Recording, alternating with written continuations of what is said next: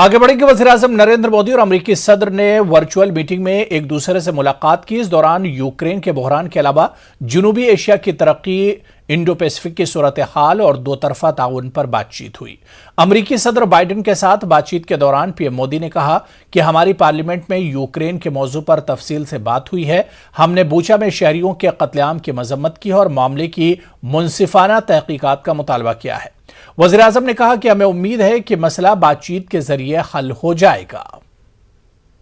Same concerns about the global challenges we face with COVID-19, advancing health security and tracking the climate crisis, and we share a strong and growing major defense partnership.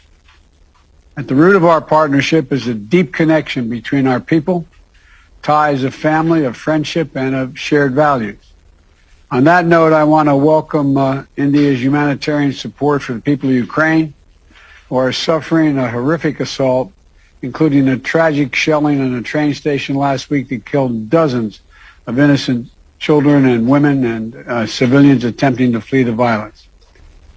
मैंने Ukraine और रूस दोनों के राष्ट्रपतियों से कई बार phone पर बातचीत की।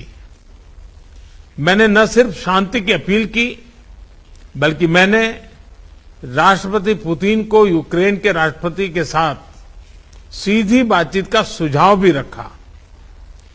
हमारी संसद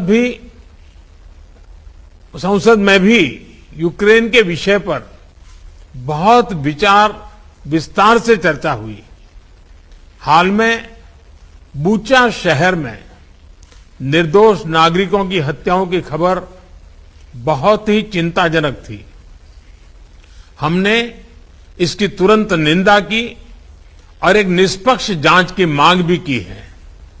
हम आशा करते हैं कि रूस और यूक्रेन के बीच चल रही बातचीत से शांति का मार्ग निकलेगा।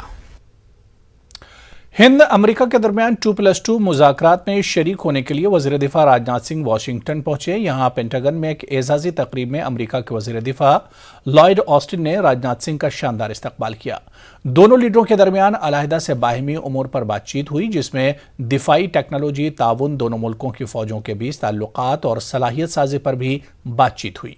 हिंदुस्तानी वज़ीर दिफा ने रूस और चीन पर राज तबसरा नहीं किया, ताहम हिंद अमेरिका 2+2 मुज़ाकरात को दोनों मुल्कों के लिए एक संग मील करार दिया।